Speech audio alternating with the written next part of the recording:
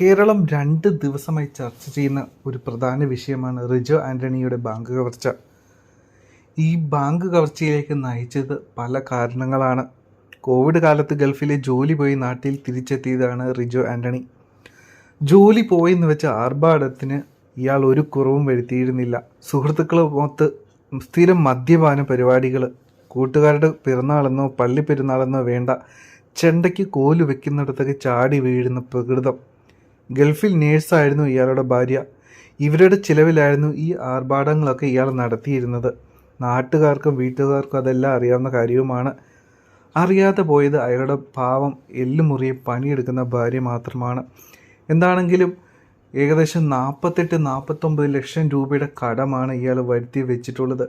ഭാര്യ ലീവിന് തിരിച്ച് നാട്ടിലേക്ക് വരുന്നു എന്ന് അറിഞ്ഞപ്പോൾ ആകെ ടെൻഷൻ കയറി, ഭാര്യ പേടി ഇയാൾക്ക് കയറി. അങ്ങനെയാണ് എങ്ങനെയും പണമുണ്ടാക്കണമെന്ന ചിന്ത ഇയാൾക്കുണ്ടായിട്ടുള്ളത്.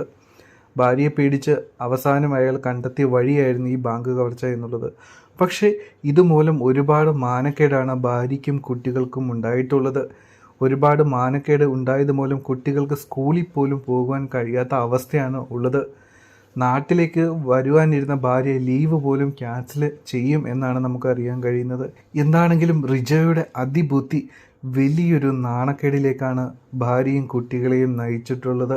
വലിയൊരു അബദ്ധത്തിലാണ് ഇയാൾ ചെന്ന് ചാടിയിട്ടുള്ളത്. നിങ്ങളുടെ അഭിപ്രായങ്ങൾ കൂടി കമൻറ്റ് ചെയ്യുക. കൂടുതൽ വീഡിയോസിനായി നമ്മുടെ ചാനൽ സബ്സ്ക്രൈബ് ചെയ്യുക. Take care.